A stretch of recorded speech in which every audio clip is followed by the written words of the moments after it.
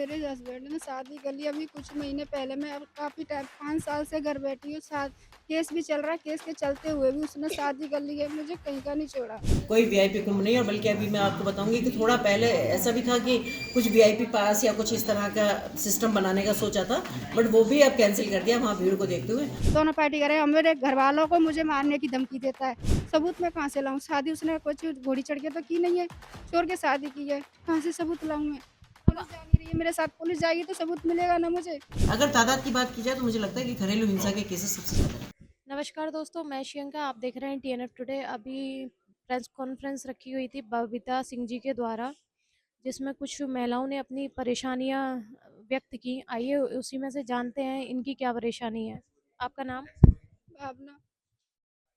क्या परेशानी है आपकी? मेरे हस्बैंड ने शादी कर ली अभी कुछ महीने पहले। मैं अब काफ़ी टाइम 5 साल से घर बैठी हूँ। साथ केस भी चल रहा है, केस के चलते हुए भी उसने शादी कर ली है, मुझे कहीं का नहीं छोड़ा।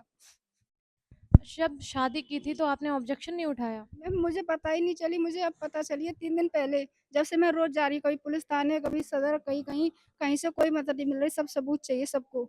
सबूत मैं कहाँ से लाऊँ? शादी उसने कुछ घोड़ी चढ़ के तो की नहीं है, चोर के शादी की है। कहाँ से सबूत लाऊँ मैं? जब पुलिस जा नहीं रही है मेरे साथ, पुलिस जाएगी तो सबूत मिलेगा ना मुझे। जब आपकी शादी हुई थी तब मैरिज मैरिज रजिस्ट्रेशन हुआ था आपका? नहीं, हमारे यहाँ वैसे शादियाँ होती हैं, मेरे मेरे रजिस्ट्रेशन नहीं होता है मैम। पंडित के द्वारा शादी करवाते हैं ना, वैसे हिंदू धर्म के तरीके से शादी हुई थी मेरी। कितने साल हुए शादी को? 5 साल हो गए मैम शादी को, 2020 में हुई थी 9 फरवरी। आप कितनी पढ़ी लिखी हैं? मैम मैं पढ़ी लिखी तो बहुत हूँ, अब इस टाइम तो कुछ भी नहीं है। पढ़े लिखने के क्या फ़ायदा जब लाइफ भी हमारी बर्बाद होगी, कुछ हम तो कहीं के नहीं रहे। ना घर के ना घाट के, घर वाले मायके में रह रहे थे अब तक, अब मायके वाले भी ताने देने लगे हैं। क्या कहते हैं? कब तक नहीं रखेंगे भाई, कब तक रखेंगे मायके वाले आप बताओ? ससुराल वालों ने तो निकाल दिया, मायके वाले कब तक रखेंगे? कहाँ जाएँगे हम? हमारा तो कुछ भी नहीं है, ना घर के ना घाट के, कहीं के भी नहीं छोड़े। माँ बाप ने कर्ज लेके शादी की थी, अच्छा परिवार देखा था कि चलो घर वाले अच्छे से रखेंगे। कर्जा लेके शादी करी थी कि बेटी खुश रहेगी मेरी। इन्होंने क्या किया, 10 महीने मुझे घर में रखा। मेरी बेटी 8 साल की थी, 8 महीने की, पेट में मार-पीट की, मुझे घर से निकाल के भेज दिया। उसकी भी मेडिकल है, केस है, सब कुछ है। उसने पैसा भर दिया, सब मेरा झूठा हो गया। अब भी तारीख पे जाते हैं, वारंट जाते हैं, तारीख पे कभी भी नहीं आया। एक भी तारीख पे नहीं आता है, पैसे भर देता है हर तारीख पे। मैं बता तू मेरा कुछ भी उगाड़ उखाड़ ले। उस लड़की वाली ने भी शादी करी ना, उसको भी पता था, उसके घरवालों को भी पता था, फिर भी उसने शादी करी है। अरे तू तो तुम पे करो चाहे सो कर ले। दोनों पार्टी करे और मेरे घरवालों को मुझे मारने की धमकी देता है। कि तू पे जो करो चाहे सो कर ले, तो मार देंगे, तेरे घरवाले ने देख लो। ब्लैकमेल करता है हमें। अभी बबीता सिंह जी को जो आप लोगों ने एप्लीकेशन दी है, उस पे क्या बोला उन्होंने? आश्वासन क्या दिया है? उन्होंने मैम ने ये बोला है कि आपको न्याय मिलेगा, जो आप चाह रही हो वो होगा। मैम ने अब देखो, मैम ने कहा है कर दे तो ज़्यादा बेटर मेरी लाइफ बन जाएगी। नहीं बनी तो फिर तो मैंने मैम से बोल दिया है, मैं सबसे बोल रही हूँ, मैं अपनी बेटी को लेकर नहीं जमुना जी में कूद जाऊँगी, फिर मैं किसी से कुछ नहीं कहूँगी। क्योंकि मैं तो वैसे भी घुट-घुट के जी रही हूँ, इसको क्यों जिलाऊँ मैं घुट-घुट के? फिर तो मैं जाके कूद के मर जाऊँगी। मैंने मैम से भी बोल दिया, अगर मुझे नहीं न्याय मिला तो मैं मर जाऊँगी, मुझे कुछ नहीं चाहिए फिर। जब कुछ मिलेगा ही नहीं, हर जगह से मैं ठुकराई जा रही हूँ, पैसा ही सब कुछ है, अब इज़्ज़त कुछ नहीं है, हम कुछ नहीं है इंसान के लिए। तो फिर शादी ही क्यों करते हैं फिर? जब बच्चे कर कर के छोड़ देते तो फिर हम किस लिए हैं? और इसमें क्योंकि ये आपको जैसे मैंने पहले भी बताया कि भाई महिला देश की आधी आबादी है। अगर उत्तर प्रदेश की बात की जाए तो 12.5 करोड़ की आबादी महिलाओं की है।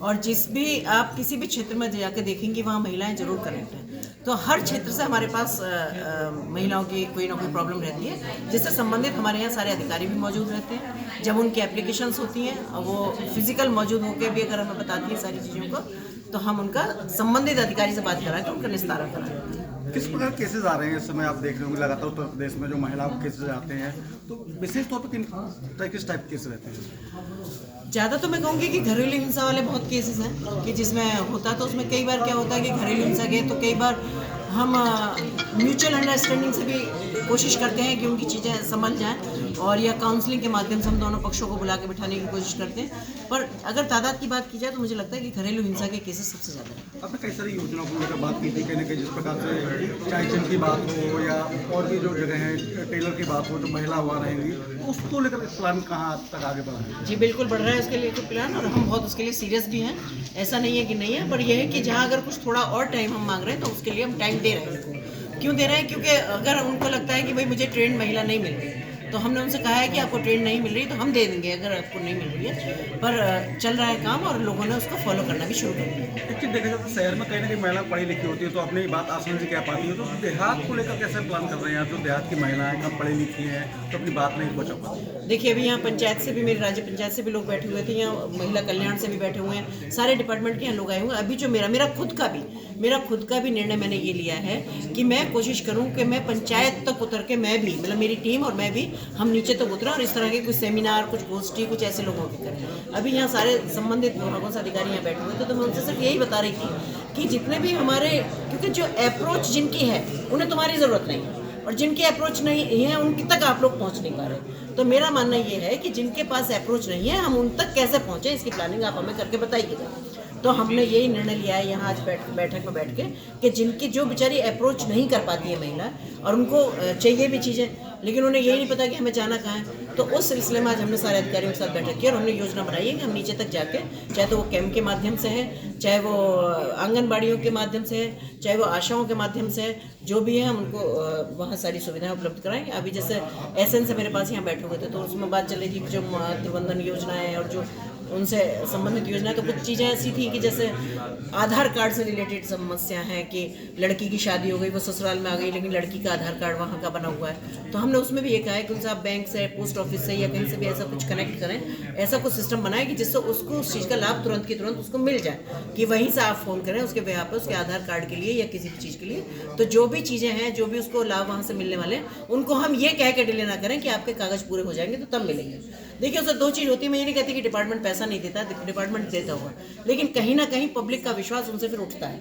क्योंकि अगर वो चीज़ें जो तुरंत होनी चाहिए वो नहीं समझ पाती कि किस वजह से नहीं हुई, लेकिन उनको लगता है कि अगर हम अस्पताल गए और वहाँ हमें सुविधा नहीं मिली तो कि बोले ये सब अधिकारी नहीं कर रहे। तो हम उसका भी एक योजना बनाई है हमें कि हम उनको तुरंत लाभ कैसे दिलवा सकते हैं और कैसे पहुँचा सकते हैं। महाकुंभ को लेकर लगातार कहीं ना कहीं व्यवस्था को लेकर सवाल खड़े कर रहा है विपक्ष, उसको लेकर क्या कहेंगे आप? देखिए विपक्ष का काम है सवाल खड़े करना, अदरवाइज मैं कहूँगी कि महाकुंभ की जैसी व्यवस्था है वो भविष्य न भूतों वाली स्थिति है, क्योंकि 3-4 मेरी विजिट वहाँ खुद भी हो चुकी है कि मैं वहाँ कुंभ में जा चुकी हूँ और मैंने देखा है कि यहाँ क्योंकि भीड़ बहुत है, पब्लिक बहुत है और 144 साल बाद ऐसा ये योग बन रहा है, लोगों के दिमाग में है, लोगों के जहन में, हर आदमी कुंभ जाना चाहता है। थोड़ी असुविधा हो सकती है कि ट्रैफिक की हो सकती है, किसी की हो सकती है, बाकी मैं व्यवस्थाओं की बात करूं तो कुंभ जैसी व्यवस्था है तो मैंने आज तक कभी देखी नहीं जहां इतनी गैदरिंग है, चाहे तो वो आप सफाई से संबंधित ले लीजिए, आप लोगों के खाने से संबंधित ले लीजिए, और रहने की सुविधाएं भी इतनी हैं कि मुझे नहीं लगता कि कुंभ में पहुंचने के बाद कोई ये कहेगा कि मैं भूखा रहा या मुझे पानी की व्यवस्था नहीं थी या मुझे खाना नहीं मिला। तो बहुत ही सुपर व्यवस्था है। जिस प्रकार से कहने देखा जाता है कि वीआईपी व्यवस्था की बात की जा रही है कि अधिकारियों ने वीआईपी कुंभ कर दिया। बिल्कुल गलत बात है, ये कोई वीआईपी कुंभ नहीं। और बल्कि अभी मैं आपको बताऊंगी कि थोड़ा पहले ऐसा भी था कि कुछ वीआईपी पास या कुछ इस तरह का सिस्टम बनाने का सोचा था, बट वो भी अब कैंसिल कर दिया वहाँ भीड़ को देखते हुए। अब हर आदमी, चाहे वो आम है चाहे वो खास है, सब एक ही तरह के लोग हैं, सब अपने अपना सब पहुँच रहे हैं और सब बहुत श्रद्धा के साथ सब स्नान करके वापस आए।